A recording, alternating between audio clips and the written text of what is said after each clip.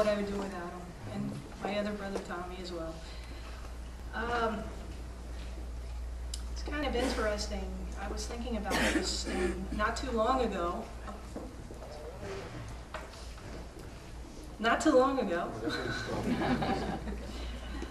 Somebody actually, a friend of mine actually, this is interesting, posted a question on Facebook, which I always never really pay too much attention to, but for some reason on that particular day, I don't know what came over me. The question was, who do you resemble more, your mother or your father? And without hesitation, I typed in, I esteem every day to resemble my mother, both inside and out. As a child, she was my Miss America, which was obvious. She was very beautiful, but she is a very, very beautiful soul. She, growing up, all of my friends loved her. You could see it coming out of all of her kids, both inside and out. We are probably as close as siblings can be, if that's possible. I saw it every day, in my everyday. Sometimes we would go periods of time without speaking to one another. And I always knew she would call, knowing where to find me in my office in the middle of the day, that it was Mom calling.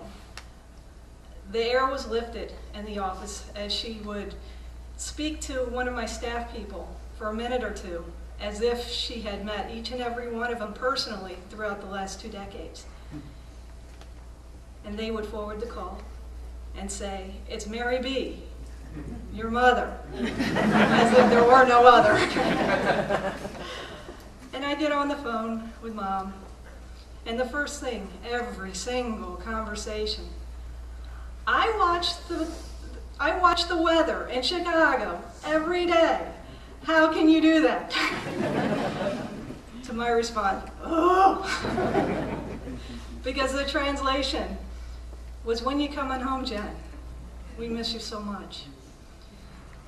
And we would talk about books we've read and places I was going and travels I was planning to go on, parties I was planning, or parties I had been to, her boys, my boys, for about an hour or so. And I would always end up saying, Mom, I've got to go.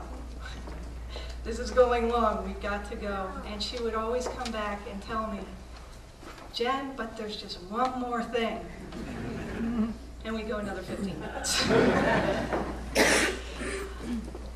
So it pains me when I realize that in not too so distant future, when it's quiet in the middle of the afternoon, that phone is no longer going to ring, and I'm not going to get that one more thing. I am so proud to be her daughter, so honored. She is going to be so missed, and I loved her so much.